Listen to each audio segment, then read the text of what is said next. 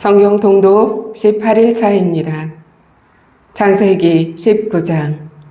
저녁 때에 그 두 천사가 소돔에 이르니 마침 롯이 소돔 성문에 앉아 있다가 그들을 보고 일어나 영접하고 땅에 엎드려 절하며 이르되 내 주여 돌이켜 종의 집으로 들어와 발을 씻고 주무시고 일찍이 일어나 갈 길을 가소서.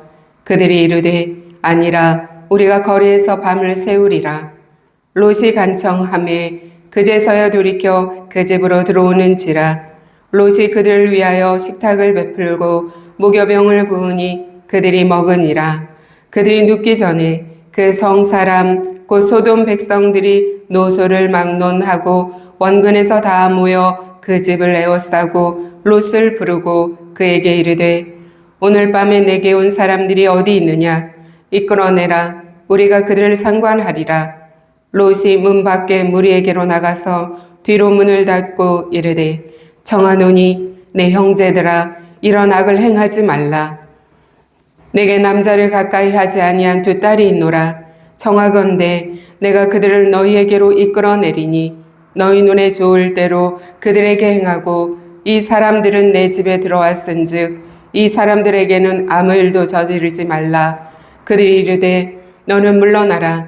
또 이르되 이자가 들어와서 거류하면서 우리의 법관이 되려 하는도다. 이제 우리가 그들보다 너를 더 헤아리라 하고 롯을 밀치며 가까이 가서 그 문을 부수려고 하는지라.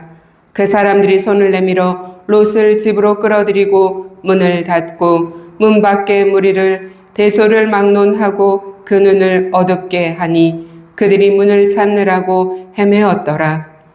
그 사람들이 롯에게 이르되 이 외에 내게 속한 자가 또 있느냐? 내 사위나 자녀나 성중에 내게 속한 자들을 다 성 밖으로 이끌어내라. 그들에 대한 부르짖음이 여호와 앞에 크므로 여호와께서 이곳을 멸하시려고 우리를 보내셨나니 우리가 멸하리라.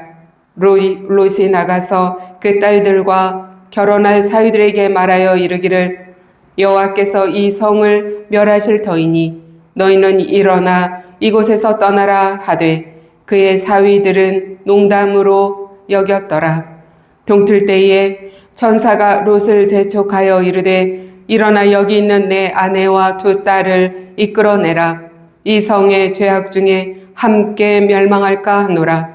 그러나 롯이 지체하매 그 사람들이 롯의 손과 그 아내의 손과 두 딸의 손을 잡아 인도하여 성 밖에 두니 여호와께서 그에게 자비를 더하심이었더라. 그 사람들이 그들을 밖으로 이끌어낸 후에 이르되 도망하여 생명을 보전하라. 돌아보거나 들에 머물지 말고 산으로 도망하여 멸망함을 면하라. 롯이 그들에게 이르되 내 주여 그리 마옵소서. 주의 종이 주께 은혜를 입었고 주께서 큰 인자를 내게 베푸사 내 생명을 구원하시오나 내가 도망하여 산에까지 갈 수 없나이다. 두렵건대 재앙을 만나 죽을까 하나이다. 보소서 저 성읍은 도망하기에 가깝고 작기도 하오니 나를 그곳으로 도망하게 하소서. 이는 작은 성읍이 아니니까 내 생명이 보존되리이다. 그가 그에게 이르되 내가 이 일에도 내 소원을 들었은즉 내가 말하는 그 성읍을 멸하지 아니하리니 그리로 속히 도망하라. 내가 거기 이르기까지는 내가 아무 일도 행할 수 없노라 하였더라. 그러므로 그 성읍 이름을 소알이라 불렀더라. 롯이 소알에 들어갈 때에 해가 돋았더라. 여호와께서 하늘 곧 여호와께로부터 유황과 불을 소돔과 고모라에 비같이 내리사 그 성들과 온 들과 성에 거주하는 모든 백성과 땅에 난 것을 다 엎어 멸하셨더라. 롯의 아내는 뒤를 돌아보았으므로 소금 기둥이 되었더라. 아브라함이 그 아침에 일찍 일어나 여호와 앞에 서 있던 곳에 이르러 소돔과 고모라와 그 온 지역을 향하여 눈을 들어 연기가 옹기가마의 연기같이 치솟음을 보았더라. 하나님이 그 지역의 성을 멸하실 때 곧 롯이 거주하는 성을 엎으실 때에 하나님이 아브라함을 생각하사 롯을 그 엎으시는 중에서 내보내셨더라. 롯이 소알에 거주하기를 두려워하여 두 딸과 함께 소알에서 나와 산에 올라가 거주하되 그 두 딸과 함께 굴에 거주하였더니 큰 딸이 작은 딸에게 이르되 우리 아버지는 늙으셨고 온 세상의 도리를 따라 우리의 배필될 사람이 이 땅에는 없으니 우리가 우리 아버지에게 술을 마시게 하고 동침하여 우리 아버지로 말미암아 후손을 이어가자 하고 그 밤에 그들이 아버지에게 술을 마시게 하고 큰딸이 들어가서 그 아버지와 동침하니라. 그러나 그 아버지는 그 딸이 눕고 일어나는 것을 깨닫지 못하였더라. 이튿날 큰딸이 작은딸에게 이르되 어젯밤에는 내가 우리 아버지와 동침하였으니 오늘 밤에도 우리가 아버지에게 술을 마시게 하고 내가 들어가 동침하고 우리가 아버지로 말미암아 후손을 이어가자 하고 그 밤에도 그들이 아버지에게 술을 마시게 하고 작은딸이 일어나 아버지와 동침하니라. 그러나 아버지는 그 딸이 눕고 일어나는 것을 깨닫지 못하였더라. 롯의 두 딸이 아버지로 말미암아 임신하고 큰딸은 아들을 낳아 이름을 모압이라 하였으니 오늘날 모압의 조상이요 작은 딸도 아들을 낳아 이름을 베남미라 하였으니 오늘날 암몬 자손의 조상이었더라. 마태복음 18장입니다. 그때 제자들이 예수께 나와 이르되 천국에서는 누가 크니이까? 예수께서 한 어린아이를 불러 그들 가운데 세우시고 이르시되 진실로 너희에게 이르노니 너희가 돌이켜 어린 아이들과 같이 되지 아니하면 결단코 천국에 들어가지 못하리라. 그러므로 누구든지 이 어린아이와 같이 자기를 낮추는 사람이 천국에서 큰 자니라.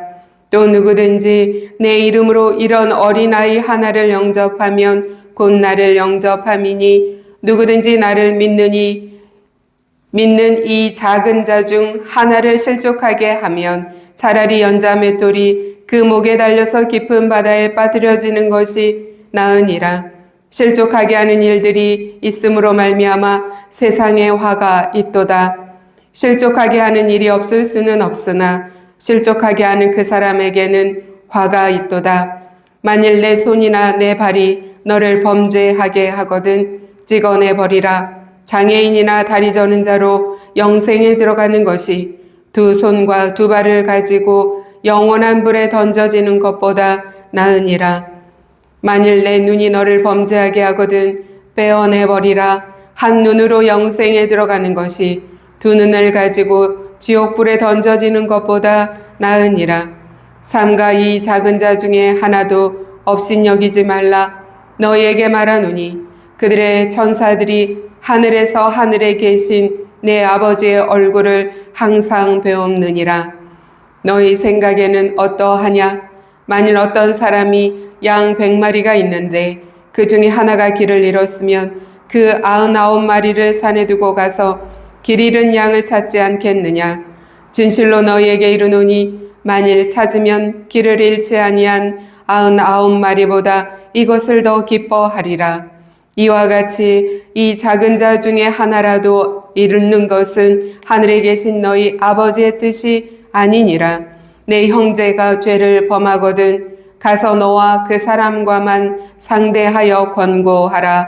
만일 들으면 내가 내 형제를 얻은 것이요 만일 듣지 않거든 한두 사람을 데리고 가서 두세 증인의 입으로 말마다 확증하게 하라. 만일 그들의 말도 듣지 않거든 교회에 말하고 교회의 말도 듣지 않거든 이방인과 세리와 같이 여기라. 진실로 너희에게 이르노니 무엇이든지 너희가 땅에서 매면 하늘에서도 매일 것이요 무엇이든지 땅에서 풀면 하늘에서도 풀리리라. 진실로 다시 너희에게 이르노니 너희 중에 두 사람이 땅에서 합심하여 무엇이든지 구하면 하늘에 계신 내 아버지께서 그들을 위하여 이루게 하시리라. 두세 사람이 내 이름으로 모인 곳에는 나도 그들 중에 있느니라. 그때 베드로가 나와 이르되 주여 형제가 내게 죄를 범하면 몇 번이나 용서하여 주리이까? 7번까지 하오리까? 예수께서 이르시되 내게 이르노니 7번뿐 아니라 7번을 70번까지라도 할지니라. 그러므로 천국은 그 종들과 결산하려 하던 어떤 임금과 같으니 결산할 때에 10,000달란트 빚진 자 하나를 데려오매 갚을 것이 없는지라 주인이 명하여 그 몸과 아내와 자식들과 모든 소유를 다 팔아 갚게 하라 하니 그 종이 엎드려 절하며 이르되 내게 참으소서 다 갚으리이다 하거늘 그 종의 주인이 불쌍히 여겨 보내며 그 빚을 탕감하여 주었더니 그 종이 나가서 자기에게 100데나리온 빚진 동료 한 사람을 만나 붙들어 목을 잡고 이르되 빚을 갚으라 하매 그 동료가 엎드려 간구하여 이르되 나에게 참아주소서 갚으리이다 하되 허락하지 아니하고 이에 가서 그가 빚을 갚도록 옥에 가두거늘 그 동료들이 그것을 보고 몹시 딱하게 여겨 주인에게 가서 그 일을 다 알리니 이에 주인이 그를 불러다가 말하되 악한 종아 내가 빌기에 내가 내 빚을 전부 탕감하여 주었거늘 내가 너를 불쌍히 여김과 같이 너도 내 동료를 불쌍히 여김이 마땅하지 아니하냐 하고 주인이 노하여 그 빚을 다 갚도록 그를 옥졸들에게 넘기니라. 너희가 각각 마음으로부터 형제를 용서하지 아니하면 나의 하늘 아버지께서도 너희에게 이와 같이 하시리라. 느헤미야 8장입니다. 이스라엘 자손이 자기들의 성읍에 거주하였더니 7째 달에 이르러 모든 백성이 일제히 수문 앞 광장에 모여 학사 에스라에게 여호와께서 이스라엘에게 명령하신 모세의 율법책을 가져오기를 청하매 7째 달 초하루에 제사장 에스라가 율법책을 가지고 회중 앞 곧 남자나 여자나 알아들을 만한 모든 사람 앞에 이르러 수문 앞 광장에서 새벽부터 정오까지 남자나 여자나 알아들을 만한 모든 사람 앞에서 읽음에 뭇 백성이 그 율법책에 귀를 기울였는데 그때 학사 에스라가 특별히 지은 나무 강단에 서고 그의 곁 오른쪽에 선자는 마띠랴와 스마와 아나야와 우리야와 힐기야와 마아세야요 그의 왼쪽에 선자는 부다야와 미사엘과 말기야와 하숨과 하스바다나와 스가랴와 무슬람이라. 에스라가 모든 백성 위에 서서 그들 목전에 책을 펴니 책을 펼 때에 모든 백성이 일어서니라. 에스라가 위대하신 하나님 여호와를 송축하매 모든 백성이 손을 들고 아멘 아멘 하고 응답하고 몸을 굽혀 얼굴을 땅에 대고 여호와께 경배하니라.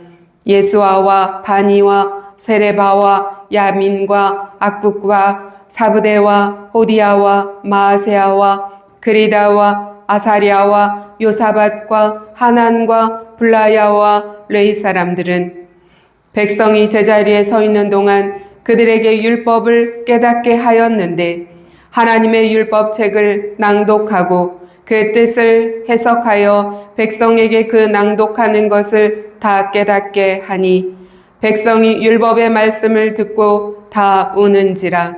총독 느헤미야와 제사장 겸 학사 에스라와 백성을 가르치는 레위 사람들이 모든 백성에게 이르기를 오늘은 너희 하나님 여호와의 성일이니 슬퍼하지 말며 울지 말라 하고 느헤미야가 또 그들에게 이르기를 너희는 가서 살진 것을 먹고 단 것을 마시되 준비하지 못한 자에게는 나누어 주라. 이날은 우리 주의 성일이니 근심하지 말라. 여호와로 인하여 기뻐하는 것이 너희의 힘이니라 하고 레위 사람들도 모든 백성을 정숙하게 하여 이르기를 오늘은 성일이니 마땅히 조용하고 근심하지 말라 하니 모든 백성이 곧 가서 먹고 마시며 나누어 주고 크게 즐거워하니 이는 그들이 그 읽어 들려준 말을 밝히 알미라. 그 이튿날 뭇 백성의 족장들과 제사장들과 레위 사람들이 율법의 말씀을 밝히 알고자 하여 학사 에스라에게 모여서 율법에 기록된 바를 본즉 여호와께서 모세를 통하여 명령하시기를 이스라엘 자손은 일곱째 달 절기에 초막에서 거할지니라 하였고 또 일렀으되 모든 성읍과 예루살렘에 공포하여 이르기를 너희는 산에 가서 감람나무 가지와 들감람나무 가지와 화석류 나무 가지와 종려나무 가지와 기타 무성한 나무 가지를 가져다가 기록한 바를 따라 초막을 지으라 하라 한지라. 백성이 이에 나가서 나뭇가지를 가져다가 혹은 지붕 위에 혹은 뜰 안에 혹은 하나님의 전뜰에 혹은 숨은 광장에 혹은 에브라임 문 광장에 초막을 짓되 사로잡혔다가 돌아온 회중이 다 초막을 짓고 그 안에서 거하니 눈의 아들 여호수아 때로부터 그날까지 이스라엘 자손이 이같이 행한 일이 없었으므로 이에 크게 기뻐하며 에스라는 첫날부터 끝날까지 날마다 하나님의 율법책을 낭독하고 무리가 이레 동안 절기를 지키고 여덟째 날에 규례를 따라 성회를 열었느니라. 사도행전 18장입니다. 그 후에 바울이 아덴을 떠나 고린도에 이르러 아굴라라 하는 본도에서 난 유대인 한 사람을 만나니 글라우디오가 모든 유대인을 명하여 로마에서 떠나라 한 고로 그가 그 아내 브루스길라와 함께 이달리아로부터 새로 온지라. 바울이 그들에게 가매 생업이 같으므로 함께 살며 일을 하니 그 생업은 천막을 만드는 것이더라. 안식일마다 바울이 회당에서 강론하고 유대인과 헬라인을 권면하니라. 실라와 디모데가 마게도냐로부터 내려오매 바울이 하나님의 말씀에 붙잡혀 유대인들에게 예수는 그리스도라 밝히 증언하니 그들이 대적하여 비방하거늘 바울이 옷을 털면서 이르되 너희 피가 너희 머리로 돌아갈 것이요 나는 깨끗하니라. 이후에는 이방인에게로 가리라 하고 거기서 옮겨 하나님을 경외하는 디도 유스도라 하는 사람의 집에 들어가니 그 집은 회당 옆이라. 또 회당장 그리스보가 온 집안과 더불어 주를 믿으며 수많은 고린도 사람도 듣고 믿어 세례를 받더라. 밤에 주께서 환상 가운데 바울에게 말씀하시되 두려워하지 말며 침묵하지 말고 말하라. 내가 너와 함께 있음에 어떤 사람도 너를 대적하여 해롭게 할 자가 없을 것이니 이는 이 성중에 내 백성이 많음이라 하시더라. 1년 6개월을 머물며 그들 가운데서 하나님의 말씀을 가르치니라. 갈리오가 아가야 총독되었을 때에 유대인이 일제히 일어나 바울을 대적하여 법정으로 데리고 가서 말하되 이 사람이 율법을 어기면서 하나님을 경외하라고 사람들을 권한다 하거늘 바울이 입을 열고자 할 때에 갈리오가 유대인들에게 이르되 너희 유대인들아 만일 이것이 무슨 부정한 일이나 불량한 행동이었으면 내가 너희 말을 들어주는 것이 옳거니와 만일 문제가 언어와 명칭과 너희 법에 관한 것이면 너희가 스스로 처리하라. 나는 이러한 일에 재판장 되기를 원하지 아니하노라 하고 그들을 법정에서 쫓아내니 모든 사람이 회당장 소스데네를 잡아 법정 앞에서 때리되 갈리오가 이 일을 상관하지 아니하니라.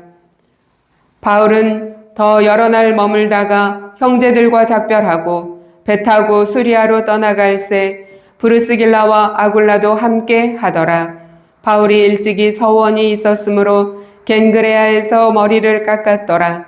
에베소에 와서 그들을 거기 머물게 하고 자기는 회당에 들어가서 유대인들과 변론하니 여러 사람이 더 오래 있기를 청하되 허락하지 아니하고 작별하여 이르되 만일 하나님의 뜻이면 너희에게 돌아오리라 하고 배를 타고 에베소를 떠나 가이사라에 상륙하여 올라가 교회에 안부를 물은 후에 안디옥으로 내려가서 얼마 있다가 떠나 갈라디아와 부르기아 땅을 차례로 다니며 모든 제자를 굳건하게 하니라. 알렉산드리아에서 난 아볼로라 하는 유대인이 에베소에 이르니 이 사람은 언변이 좋고 성경에 능통한 자라. 그가 일찍이 주의 도를 배워 열심으로 예수에 관한 것을 자세히 말하며 가르치나 요한의 세례만 알 따름이라. 그가 회당에서 담대히 말하기 시작하거늘 브루스길라와 아굴라가 듣고 데려다가 하나님의 도를 더 정확하게 풀어 이르더라. 아볼로가 아가야로 건너가고자 하므로 형제들이 그를 격려하며 제자들에게 편지를 써 영접하라 하였더니 그가 감에 은혜로 말미암아 믿은 자들에게 많은 유익을 주니 이는 성경으로서 예수는 그리스도라고 증언하여 공중 앞에서 힘있게 유대인의 말을 이김이러라. 아멘. 하나님의 말씀입니다. 18일차입니다. 오늘 18일차 본문은 하나님의 거룩한 심판과 공동체 회복의 은혜를 함께 보여주고 있습니다. 창세기 19장에서 소돔과 고모라의 심판이 임하고 마태복음 18장에서는 천국 공동체의 원리인 용서와 겸손을 배우게 합니다. 느헤미야 8장에서는 말씀의 회복이 곧 참된 부흥임을 확인하게 됩니다. 그리고 사도행전 18장에서 낙심한 바울에게 하나님이 직접 사명을 격려하시는 장면이 펼쳐집니다. 창세기 19장은 소돔과 고모라, 죄악이 극심한 도시에 심판이 임합니다. 하나님은 오래 참으셨지만 결국 심판하십니다. 그러나 동시에 아브라함의 중보를 기억하시고 롯을 구원하십니다. 천사들이 롯의 집을 방문하지만 소돔의 죄는 이미 공동체 전체에 깊이 스며들어 있었습니다. 개인의 죄가 아니라 사회 구조 속에 자리 잡은 죄악에 하나님의 공의로운 심판이 임합니다. 천사는 롯에게 명령합니다. 도망하여 내 생명을 보존하라. 하나님은 우리에게 타협이 아니라 결단을 요구하셨습니다. 죄와 함께 머무는 것이 아니라 결단하고 떠나는 것, 그것이 생명의 길인 것입니다. 롯의 아내는 뒤를 돌아보다가 소금 기둥이 됩니다. 단순한 행동의 실수가 아닙니다. 그것은 세상에 대한 미련과 불순종의 태도를 보여주는 상징입니다. 몸은 소돔을 나왔지만 마음은 여전히 소돔에 남아 있었던 것입니다. 왜 롯의 아내는 심판을 받았습니까? 뒤를 돌아본 행동 자체가 문제가 아니었습니다. 세상에 대한 미련, 하나님의 명령보다 자신의 집착을 더 소중히 여긴 불순종의 마음이 문제였던 것입니다. 겉으로는 신앙생활을 하지만 마음이 여전히 죄에 붙들려 있다면 이 정도는 괜찮겠지. 다들 이렇게 사는데 아직 시간이 있어 나중에 결단하자. 이런 마음은 뒤를 돌아보는 것은 괜찮겠지 하며 뒤를 돌아보았던 롯과 다를 바가 없습니다. 죄는 늘 작은 것에서부터 시작됩니다. 하나님의 기준보다 세상의 기준을 더 편하게 느끼기 시작할 때 우리도 이미 뒤를 돌아보고 있는 것입니다. 하나님은 죄를 반드시 심판하십니다. 그러나 하나님은 은혜로 자기 백성을 구원하십니다. 세상에 대한 미련은 영적 생명을 위태롭게 합니다.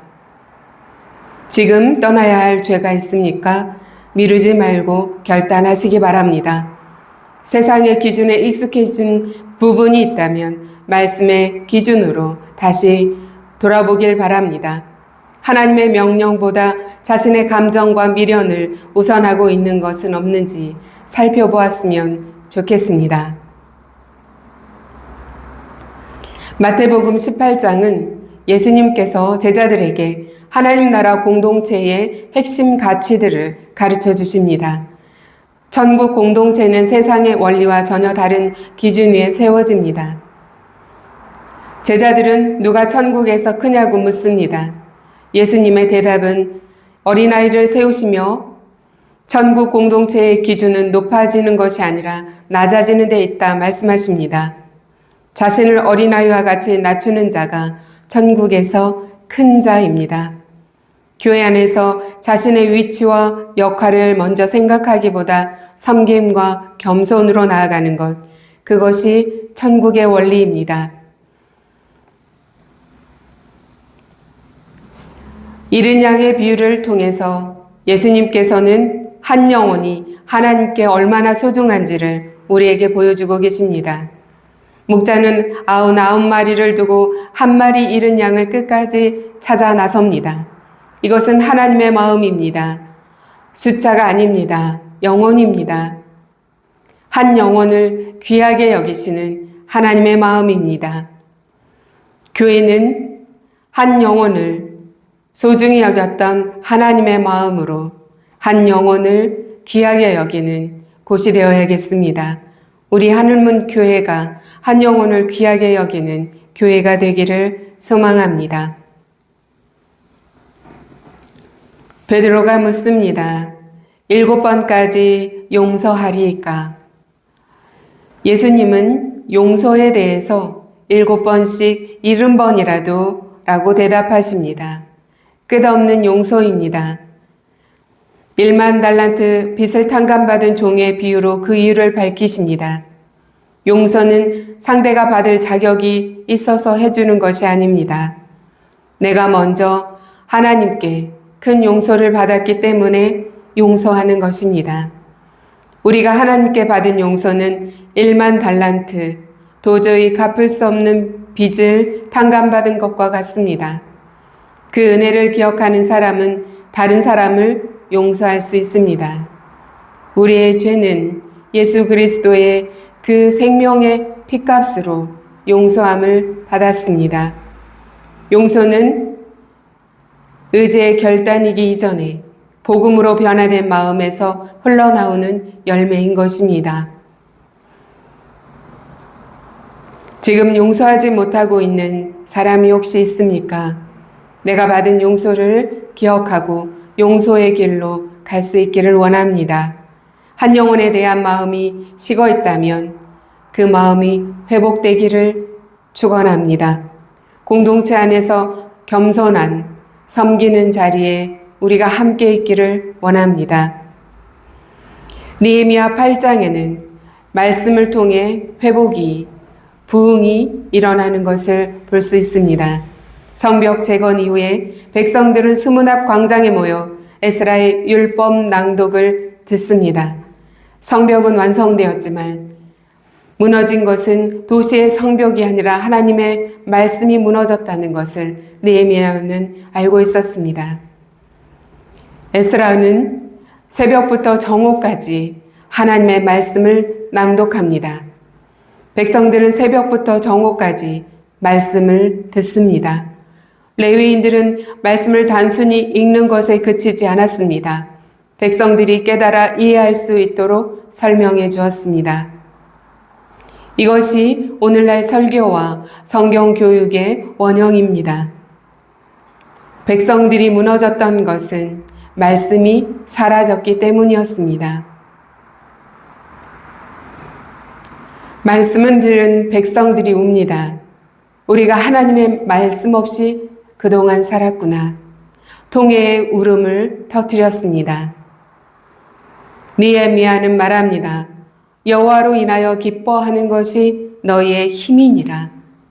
참된 회개는 죄책감 속에 주저앉는 것으로 끝나는 것이 아닙니다. 하나님의 용서와 은혜를 발견하는 기쁨으로 이어집니다. 회개는 회복의 시작입니다. 초막절이 회복되었습니다. 말씀을 깨달은 백성들이 즉시 초막절을 지킵니다. 감동에 머물지 않고 행동으로 나아간 것입니다. 진정한 부흥은 예배 분위기의 뜨거움에 머무는 것이 아닙니다. 말씀을 들은 후에 구체적인 순종으로 나아가는 것입니다. 말씀에 순종할 때 회복이 시작됩니다. 진정한 부흥은 말씀의 회복입니다. 말씀은 우리의 죄를 드러내고 삶의 방향을 바꿉니다. 참된 회개는 삶의 방향이 바뀌고 주께서 주시는 기쁨으로 이어지는 것입니다. 매일 성경 읽기를 다시 시작하십시오. 말씀을 듣는 데서 끝내지 말고 그 말씀에 순종하는 삶으로 나아가십시오. 가정과 교회 안에서 말씀을 회복하시기를 축원합니다. 사도행전 18장 바울은 고린도에서 큰 반대 속에 복음을 전합니다.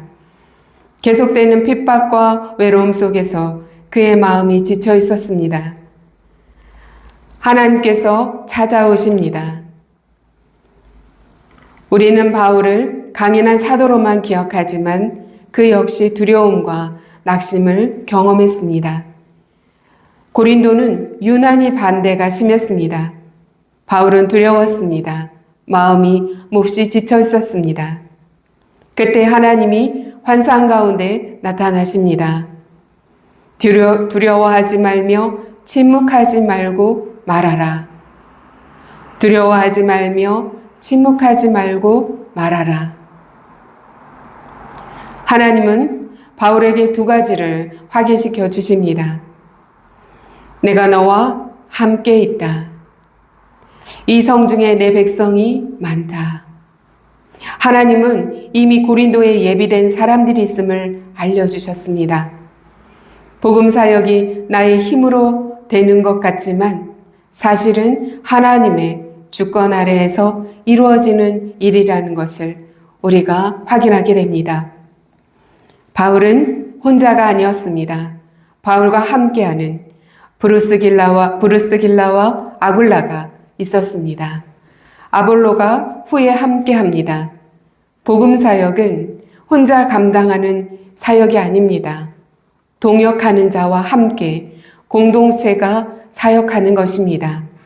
하나님은 낙심한 사역자를 홀로 두지 아니하시고 동역자를 붙여주십니다. 우리 하늘문 교회 위에도 그리고 저와 함께하는 동역자들이 함께하는 우리 하늘문 교회가 되기를 원합니다. 브루스길라와 아굴라와 아볼로와 같은 동역자들이 이 하늘문 교회에 세워지기를 기도합니다.